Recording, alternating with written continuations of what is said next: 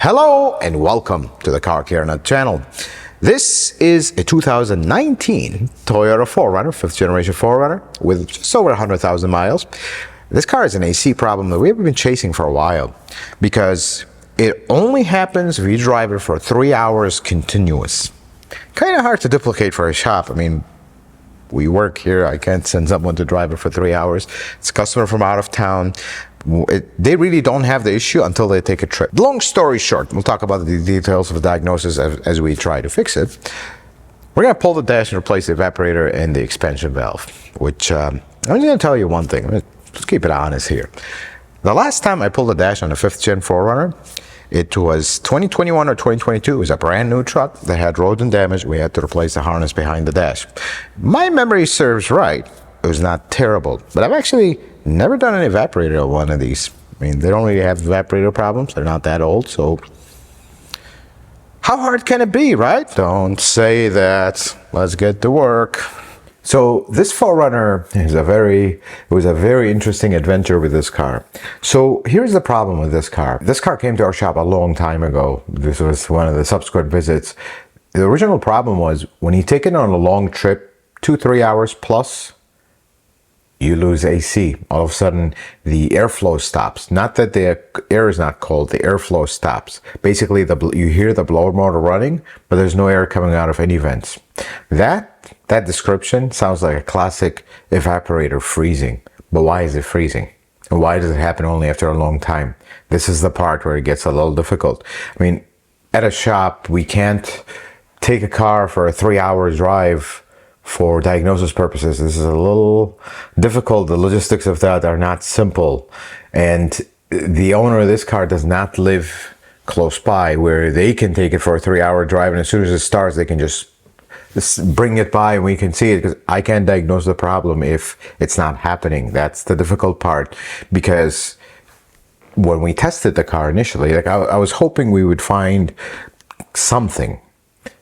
Everything checks out perfect. Pressures are perfect, charge correct, no blockages anywhere. Everything looked completely normal. So that's when we were a little taken by it. But I remember I talked to the owner. I told him, look, this is going to be pretty frustrating for you and for me, but I'm determined. We're going to figure this out, but you got to be patient, because this is not a problem that you can easily replicate. What we are hoping is something changes, or the interval gets more, where it's a short drive. And it was a long time until it actually happened that way. The long drive became a shorter drive. Now we are 20-25 minutes and the problem comes up. And when it comes up, the best way to describe it is violently. The airflow stops and you literally start getting ice cubes out of the vents. So the owner brought us back the car and we took it for a drive initially, actually a 20-minute, 25-minute drive. It didn't do it, but I noticed the airflow was slightly less. By the time we got it back, nothing looked obvious that was frozen. So we continued diagnosis, and this was interesting because the owner of the car is pretty far away, and every time we need to diagnose this, you got to drive it for 20-25 minutes, then start. And you have to leave it running, and it was sometimes didn't happen, and we were like, what's going on here? So we're going to go to the live video as the dash comes out, and we'll continue talking about this one. So we got the dash all pulled out. I know that the 5th generation 4Runner has a large following. So as you're driving your 5th gen 4Runner today, tomorrow, next week, in case you wonder what's behind that big dash, it's actually not a big dash. So something I want to tell you about this, and this is why the 5th gen 4Runner is like a staple of simplicity. Look at this. They sold this car until 2024. Practically not much have changed, and this is why. Folks, in case you think this is complicated, it is not. This is basic, extremely basic. Watch this. Look at this harness.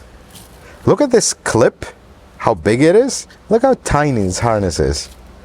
Because majority of cars will have a harness that will fill this entire thing. This one doesn't. And the harness is not really big. I mean, it's tiny. There's not much going on. And this is the harness when we started the video. This was the harness that had rodent damage. It had rodent damage right in this area, and that's why I had to replace it. This dash is not difficult to remove. That is one thing have to be said. Now, removing this harness, I don't recall, and it's been a long time, folks. I'm getting old and a lot going on in my life, so I don't recall if we were able to remove this entire harness without pulling seats and carpet in this. Obviously, we don't need to do that for this one, but it would be nice if we can peel this harness completely out, get it out of the way, pull the bar, pull our HVAC box, and not have to deal with any complications. But I'll find out. I think I'm going to remove this column, get it out of the way. And this is a very simple column because it doesn't have electric steering, doesn't even have smart key, so it's a very basic column.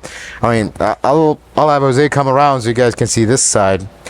It's pretty basic. There isn't much going on. You guys can get a full tour of it. This is the interesting part. This is so basic that there's a large harness that runs in the dash. We'll take a look at the dash here. And this connects to it. This is everything in the dash. Radio, everything connects here.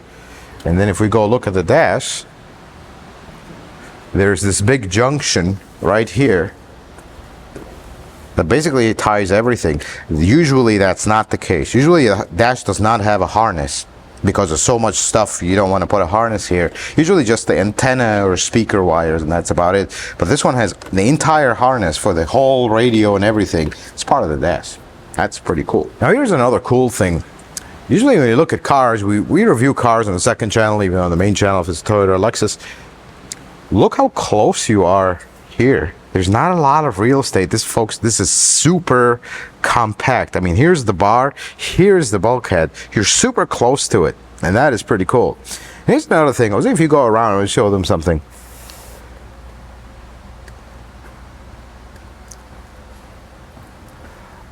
This glass has been replaced because it's not an original glass. And if you look, nothing against the person that did this, it's impossible to get it any other way. Look how the glue is not even. Like it goes in here, then it comes back. And if you look here, I believe I saw a spot. I believe this is a stain of glue right there. And if you really look around, you'll see a lot of spots where it's like, things are not as the factory would put it, because at the factory, a robot would put the exact amount of sealer, and there's no old sealer. So it just goes in perfect and it looks perfect. But this glass has been replaced, and that's one of the ways. I think there's better ways to find out if it's been replaced, but that's one of them. Well, let's show you in the back. This is all the carnage you have to make to remove the dash on a 5th gen 4Runner. Looks extremely complicated. Looks like this will never go back together, but well, you will get to see it in this video. But here's the plan for now. I'm gonna probably get this column out. We'll see if we need to completely remove it out of the car or just set it down. I want to scan a little bit, see if we're going to be able to remove this harness or pull the bar with the harness, just leave it here and then pull our box. I'll do a little bit of scanning, see what's the best way.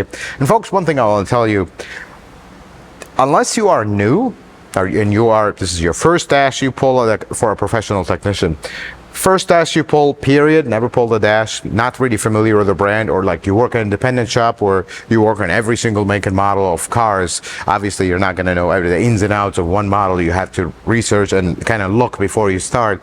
But once you've taken 10 Toyotas apart, dashes, you kind of don't need to look at the manual, because I did not look at the manual for this, because you kind of get to know their ways, and this is the thing. The only thing a small thing I'm concerned by is this. This is the only aftermarket thing in this car, and I think, and looking at this, I don't think this is just a charger, because it's hooked up here to the fuse block. But the biggest concern I have is, which I'm gonna have to find a better way. This is the ground. They had it connected on the airbag, and specifically on the nut that holds the inflator. That is very dangerous. You do not want to ground through an airbag. Bad idea. So I'm going to find him another spot. If we need to extend that wire a little bit, I will, because that's not safe. Don't do that, folks. Be aware where you ground your aftermarket stuff. Well, let's get to work. So let's talk about the diagnosis, because this was an interesting one as well. Eventually, we discovered that you need to have the car completely cold, start driving it from cold for probably 30 minutes was more like it. Then the problem would start light, and then eventually it gets worse. But once it starts, and it starts getting a little worse, it just progresses very rapidly into like from a little bit of flow to no flow to just blowing all kinds of ice through the vents. That was the first time we were able to verify that evaporator is freezing. We can see it. And the main freeze point was starting as one of the lines going to the expansion valve. Now that was one time of course, when that happens, we need to shut it off immediately and let it cool, let it like thaw out, because that could wipe out the compressor. And apparently that has happened before. Talk about that in a little bit. So here's what we did. We tested it the second time, the next day, put the gauges on it, let it run for 25 minutes. Like, I think this time it took like 35 minutes. Then it started. I noticed that the high side was relatively normal. Low side starts to slowly drop and drop and drop and drop. Eventually it goes into a vacuum. And that is your universal sign something is completely blocked. Usually, with old Toyotas, and this is something maybe you want to know, when you see a low side, the high side that is normal, low side goes into a vacuum pretty rapidly. As soon as you start the AC, it just goes into a vacuum. I would check the expansion valve. That would be the first thing. We see a lot of these today, like older 90s, 2000s cars, even some 2010s, expansion valves. That's exactly what they'll do on a gauge. So this one was a classic case. The only thing is, this car was not old. I mean, at the time we were looking at this car is 6 years old. That's not too old. It's too early for an expansion valve. I actually suspected there's contamination in the system. We actually pulled some of the lines to look. No, everything looks good. We're not seeing anything. Unfortunately, in this car, the expansion valve is not easily accessible. You have to pull the dash to get to the expansion valve. So started talking to the customer. I'm like, look, I have reason to believe we may have a bad expansion valve here. It just doesn't make sense that it only happens after a long drive, or a longer drive, 25 minutes, 30 minutes. It just doesn't make sense, because why do it work fine and then all of a sudden it just quits? Something's got to be making it do that. And this just doesn't make sense to me. But it's maybe worth, I mean, I haven't even finished talking, and the owner was like, if we have 10% chance this may be it, let's do it. I'm okay. I understand it's a risk, that we are kind of skeptical about it, but I'm okay. Let's do it, because I'm really frustrated. After this, if you guys can't figure this out, I'm going to sell the car, because now this is 2 summers with no AC. Now it's getting worse where I can't even drive it anywhere with AC. This is just not working out for me. So I really need this fixed. No matter the cost, we need to fix this. And that's when I told him we're determined, we're gonna do it. And here's the video that you're watching of us replacing it. Let's go back to the live video. You know what memories this brings back? We were just talking about this. This brings back the memories when we tore down my LS430, the 600,000 mile one. We got it basically to this stage for detailing, different reasons. But if you own a 5th generation 4Runner, this is what's behind the stuff that's behind the dash. So if you notice something, this is why these 4Runners were, they are, look at this thick insulation. I can tell you one thing, they don't use stuff like this in new cars, because when some will say, well, this is technically a new car. Not really. It's a design from 2010. This remained all the way to 24. I understand why they don't do stuff like this anymore, because it's a little bit excessive. You really need this much insulation, but that's how they did this. Something interesting about this. So you look at this, and it's like, what's going on? Where are all these wires? I want to explain it to you. So Toyota always will have the same wiring harness design in all their cars, even the new ones. So this particular one, this is an old style. This is actually the engine harness. This is what connects the engine computer because it sits inside the car. On the new cars, they're switching them outside, which is actually a better way because now you have less intrusion inside the car. Obviously, they're not doing it for that. They're doing it because it's easier to assemble the cars. It's less openings and whatnot. But what you're looking at here, this is the engine harness. The harness we removed, that's the dash harness or behind the dash harness. Then there is a front harness. That front harness controls all the electronics outside in the front and ties into the engine computer as well. So, that harness that I'm telling you about is this one. It comes here to this junction block, and it also goes there to that junction block. And I say it ties into the engine computer because you see the gas pedal, which, by the way, if you haven't seen a drive-by-wire pedal, this is how it looks like. Basically, that's all it is, and a wire connected to it. It's not connected to anything else. So that's where it ties into the engine computer. Then there is the floor harness. Floor harness, there's one on this side, one on that side. You see them right here. They actually also tie into the same junction block. Same thing on that side. Then this one, you see where it goes? This is the door harness. There's one here, and there's one right there. That's where you see where it goes to the door. Very simple. I know it doesn't sound simple, but it is simple. See, this is the airbag computer. This is the airbag connector.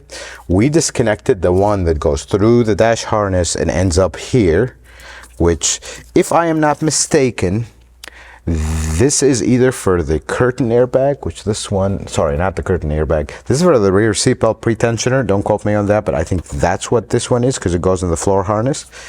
This is a seat airbag. This is for the passenger side. This is for the driver's side.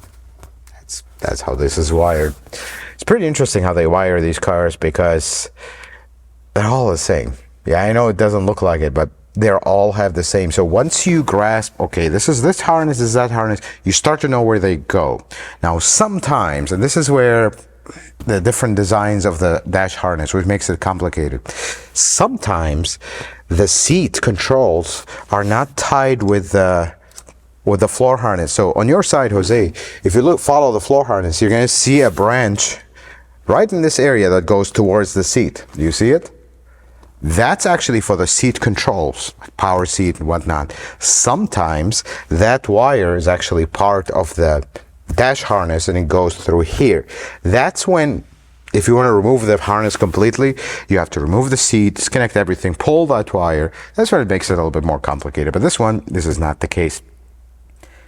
Pretty interesting. These two vents, they actually go underneath the seat to blow under to the back passengers, because this one does have, well, it's gone now with the AC box, but there was a vent here. This is actually for the vents in the center console. Pretty simple. So let's go look at the other stuff that we got out of this car. This is the HVAC control box. So this has heater core, the coolant hoses, HVAC unit, or the evaporator.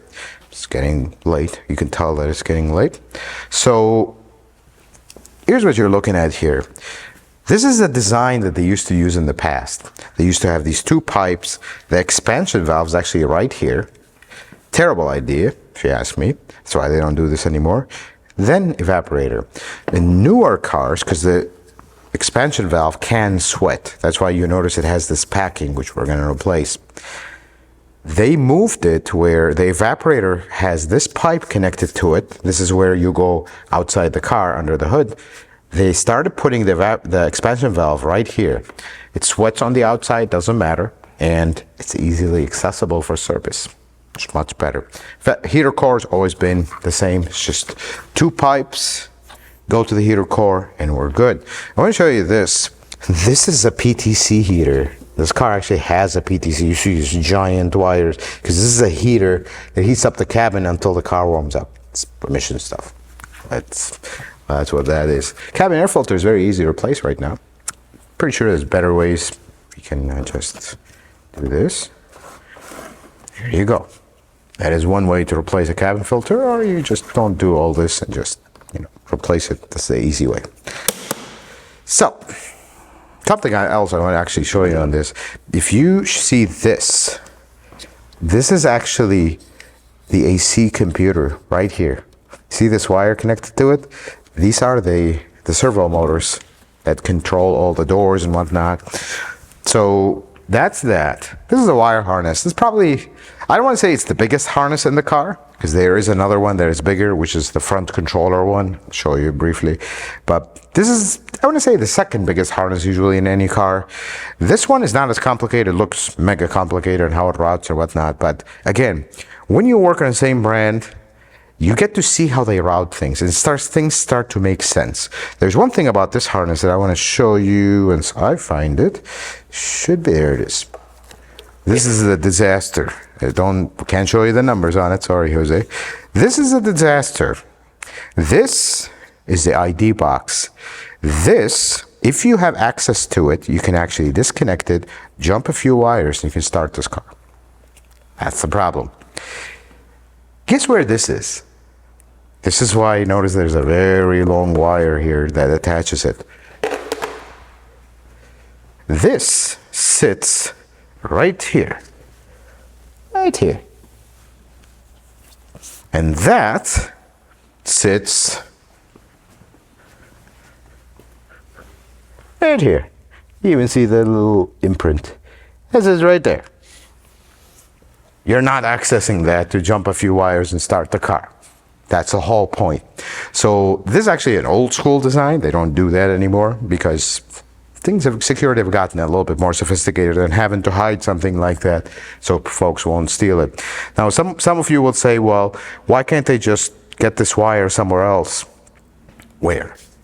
Again, we're talking about lowlifes that are starting to steal a car. They're not this sophisticated where, oh, I'm going to just tag into this wire here.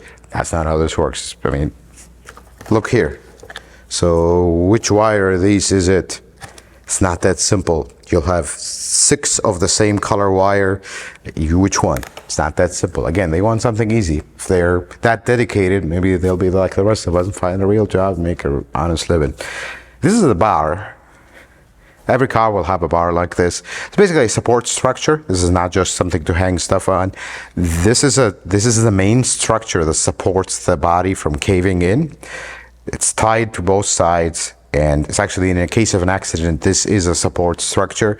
Everything, of course, is tied up to it. Brake pedal tied up to it. It is a very important safety aspect of the car. Let me show you that last harness that we talked about. Sorry, we still have some tools here. So let me move this. The last harness is actually this one. This is the biggest harness of the car. All Toyotas will have a similar harness. This harness will run all the way across, come all the way down. You see it all the way down here. And it'll run actually to the front. So if you look at this, like your horn wires, all these wires here, this is the same harness. And that harness on Toyotas, usually, the main fuse block under the hood is part of it. It's just part of that. That's how massive that harness is, and it's usually one of the most expensive ones. There are a lot of sub harnesses, one in the back for the doors, whatnot, but this is really the setup of wiring on these cars. But back to our job. Jose, it is very late. Time for us, I think, to go home. So we got to this stage, which is going to be a few seconds for you. For us, it'll be the next day, and toward the end of the day, okay, this is how it works. We are open 9 to 6 in the shop, and I can't be doing this and filming in the middle of shop operation, because if you're a shop owner, a shop owner, you can't work uninterrupted. That's just how this works. It's part of the job. So we're gonna go through the entire day at the shop, doing multiple things, inspections, diagnosis, whatnot. And then at the end of the day, when everybody leaves, we start filming. It's right around 6 usually. Right now it is, I don't even know what time it is. It's too late. It's time for us to go home. So for you, it'll be a few seconds. For us, it'll be the next day, after a full day of doing all kinds of other stuff but this car. And hopefully I'll remember how all this maze goes back together. That's really the biggest maze. Everything else is simple. This is the biggest maze. We'll figure it out. We've been through worse, I think. We'll take this down, change the evaporator, change the expansion valve. Well, actually, I think I got the pipe as well. I usually replace the pipe just in case. It's not inexpensive. We're here. Let's do it right. Not doing anything with the heater core. Honestly, I don't see Toyota heater cores leaking unless you're talking about the 80s car or early 90s, then maybe. But this one, not really the case. We don't want to just keep adding to the bill for the customer. That gets a bit much. So, be a few seconds for you. Catch you tomorrow, hopefully fully charged and ready to go, or not. I'll find out. And welcome to day 2. And after we go to the shop gym to warm up for the day and warm up for this job, let us talk about some hard realities and the realities of automotive repair. Because, you know, we do YouTube and everything, but in the real world of automotive repairs, things don't always go well. And it didn't with this car. This particular job that you're seeing, that part went well. I mean, that's evaporator replacement. You're careful with things will go well. But the repair itself, it went so south. It is one of my biggest nightmares that caused me some sleepless nights just thinking about it. Here's what happened with this car. We finished this job. You're gonna see this job finished completely in this video. Finish this job. Drive the car for a few days. 20, 30 minutes. Everything is good. I mean, it's fixed. It's an expansion valve. No problem. We did do an evaporator. I told him, we're there. Let's do an evaporator. Let's not take chances. And the owner agreed. Great. Gave back the car to the customer. Maybe 2 weeks passed. I get a call. I call that the nightmare call. The call that no shop owner, no mechanic wants to get. Hey, the car's doing the same thing all over again. This time, a lot worse. Like, really bad. My heart sank. I remember that moment. It's like, oh my God. This was one problem that I really hoped it is done, because I was skeptical about it, and I told the owner at the time that something is not adding up. Why does it take this long to produce? Usually an expansion valve that is stuck closed will immediately produce as soon as you start the AC. But I told him, look, now things are different, because before we were trying to diagnose the car and it's being difficult. Now we've put our name on it. Now we have to figure it out. There's no other way. And we are determined. Now forget about business and, the shop and repairing cars, whatever. This becomes a personal challenge of mine. We will figure this car out. I don't care how long it takes and how much effort we put into it. Because to me, my reputation is the most important thing. We do the right thing. Do the right thing. That's in business. You win some, you lose some, but the end thing, you have to do the right thing. That's more important. Customer just spent all this money for this. We're having the same problem. Regardless if it's something else going on or something strange, we got to figure it out. And here's how that went. We got the car back, and I told the owner, look, this time I'm going to keep this car. I'm going to just keep it for the entire season if I have to. Because at this point, I believe we were August, something like that. I told him, we're going to keep this car the whole season if we have to. Pick it up in November if we have to. If we don't figure it out, we're going to just keep going at it. Pick it up in November and we get back to me in May. If we're getting nowhere.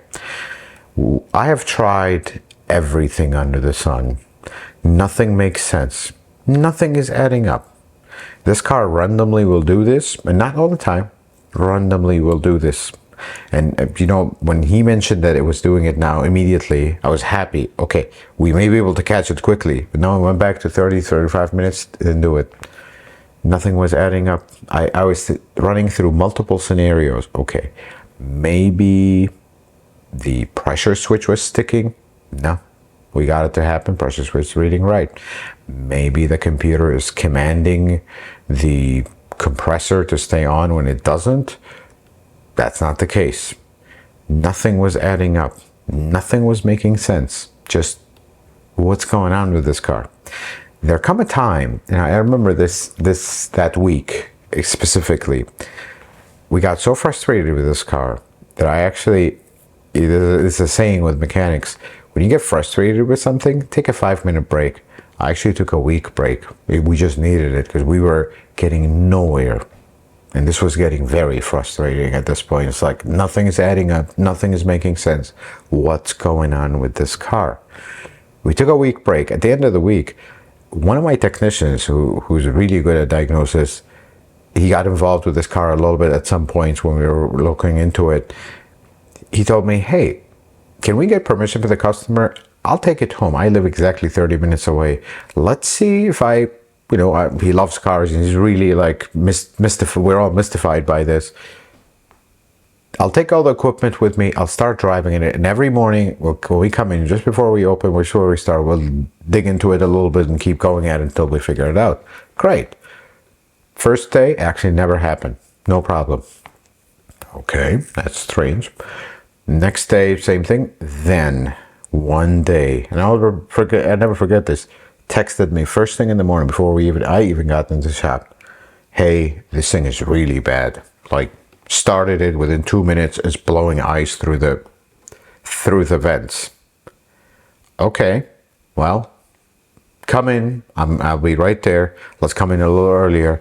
Let's figure this out. Let's see what's going on. One last shot for the day. Maybe we'll get lucky and see something that we didn't see before. Brings the car in, parks it outside. We're getting some equipment out of the car and trying to get set up and ready to see what's going on. Starts the car. At this point, the evaporator is like frozen solid, like a solid sheet of ice from top to bottom, which didn't make sense to me. That was the first cue. Then starts the car. Car sounded labored, like the starter was slow to crank and almost like a weak battery. But wait a second, why is this battery weak? Look at the battery, it's a newer battery. It's like, what's going on with this? Test the battery, test the alternator, everything is fine. Still has that weird crank. I'm like, you know what? Let's not get sidetracked here. We'll look into that in a bit. Let's focus on the main thing. Make sure the AC is off. Let's start it and let's just see. I want to check temperatures on the lines to see where is the freeze point, what's going on. Starts the car. I just glanced down looking at the compressor. I'm like, hey, shut off the AC. The compressor is on. It's like, the AC is off. I look at the compressor. The compressor is turning with the AC off. What? Shut off the car. Okay, that's really, really progress. That's something we haven't seen before. Let's disconnect the relay. Maybe the relay is sticking, which would explain the whole thing. Disconnect the relay. Start the car. Compressor is on. Okay. Pull the wire off of the compressor. Actually, we disconnected every single wire off the compressor, the clutch. Maybe there's something shorting it at some point and causing the compressor to stay on. We pulled all the wires. Start the car. Compressor is on. That's when it was like a moment of mystery. Okay, why is the compressor on when the AC is off and there's nothing connected to it? How is this clutch coming on? This doesn't even make sense. That's when we had to start today. And I told them, okay, this is major progress now. We are really making major progress because this is new. This is something we haven't seen. I mean, why would we diagnose an AC system with the AC off? That doesn't make sense. We come back to it towards the end of the day, start the car, compressor is normal, it's off. That's interesting. What's going on here? We leave the car running for like 20 minutes. All of a sudden we hear the compressor just squeak and then it started going. I suspected something is wrong with the clutch. This is when we called the customer. I told him, hey, has there been any work on this car, prior to you bringing us the car? Anything that happened? He's like, I've been having this problem for like over 2 years. So let me just refresh my memory because this is so frustrating. We've done a lot to try it. I'm like, what do you mean we've done a lot? So at some point, the owner took the car to the dealership. Dealership tried and tried and tried. And then they decided to fire a small parts cannon. They put a compressor and a relay. Compressor on a 5th generation 4Runner, you can't buy the compressor and the clutch as one unit. They come separate. So they put the compressor and the clutch, assembled them, put it in the car. But here's the mysterious part. Okay, the problem was happening before that. I told him, did anything change? He says, not exactly, but again, it was happening on road trips, so I didn't know until the next road trip, which was interesting. Okay, when I got that information that someone was in that clutch, I was like, okay, let's take it out. Let's see what's going on. We take the clutch out. We didn't even take the compressor out of the car. That's the best part. We pulled the clutch out, like the outside part of the clutch, to see if anything is off. And it was completely off. because the shims were missing. So the way these clutches are adjusted, you have shims that push the outer part of the clutch out. That's how you adjust something called the air gap. That air gap is vital. If it's too big, the compressor won't clutch. If it's too tight, the compressor will drag or stay on. Well, we measured the gap as it sits. It was 1/1000th of an inch under the minimum spec. So close to the spec, but it's out. So here's what was actually going on with this car. The compressor would lock up once the car warms up. The day we finished this job that you're watching, it was 65 degrees. And as soon as the weather gets into the 90 degree, or you drive it for a very long time, then it gets hot enough where the clutch locks up. But here's the biggest mystery to me. I mean, this compressor was replaced at the dealership in response to this problem. So what started this problem? Is it the expansion valve that was faulty and started this whole thing? Because what happened after this kind of confirmed that theory, because we fixed the compressor, and I remember the shims were $3.85. That's all we charged the customer. Just that part. That's it. Nothing else. After we fixed it, great. Car's fixed. We are now feeling very confident about it because we're not feeling any skepticism about this. This makes sense. Great. I didn't settle for that. I just did not want to rush this victory. I took the car for a drive one weekend, just came in the shop, took it for a drive. I was working on another car, took it for a drive. I did not like the performance of the AC. It was just not cold enough. It was a pretty hot day. I came back and hooked up some gauges, noticed fluctuations in the readings, and all of a sudden it would jump up, jump down. Something was weird. Now this is a lot more in line with a faulty expansion valve and the brand new expansion valve. Problem is, this brand new expansion valve that we just put in froze a few times, actually more than a few times during our diagnosis. So unfortunately, this compressor wiped out our brand new expansion valve that we just installed, that you're seeing us assemble right now. So on the following weekend, I came in and did this entire job all over again. And you know what? I did it with a smile, because now I felt like there was no strange feeling about it. We were onto something, and it makes sense. And after that, drove the car for a few days, and it was really hot. That week was like one of the hottest weeks of the month of the year. For some reason, we're having a really hot year this year. It worked. Didn't skip a beat. Readings were solid. Evaporator was working great. No problems. Airflow is great. I'm so happy that this was resolved, because this caused me a lot of sleepless nights. And if you are the owner of this car, thank you so much for your patience. That's first. And I'm so happy that we were able to figure it out, and things worked out in the end and didn't end up costing anybody more cost or whatnot. But it worked out, and this job is finally done, folks. I'm really happy. This video is from the heart, not about work or YouTube or anything. It's from the heart. And with that, this job is done. Now, we did a lot behind the scenes, a bit of cleaning, charged AC, bleed the coolant, put some of the covers under the hood back, and everything is done. Folks, this job is actually not bad. It looks extremely involved, but this is a basic car. And if you ever wonder why the 5th gen 4Runner is a reliable one, and one that just folks right now are really lining up to get one because they moved on to the next generation, that's why. Because this is a 19, you go to a 24, it's not much different. It's very simple. That harness is tiny. There isn't much going on. I know it looks very complicated. It's not. Go take a modern car apart that has 3 times more wiring and 3 times more stuff. That's the difference. Folks, I hope this video was helpful and informative. I hope you learned something new. If you like it, consider giving it a thumbs up. If you're not a subscriber, consider subscribing to the channel. Check out some other videos. Until the next video, folks, may the Lord bless you and keep you, and you have yourself a wonderful day.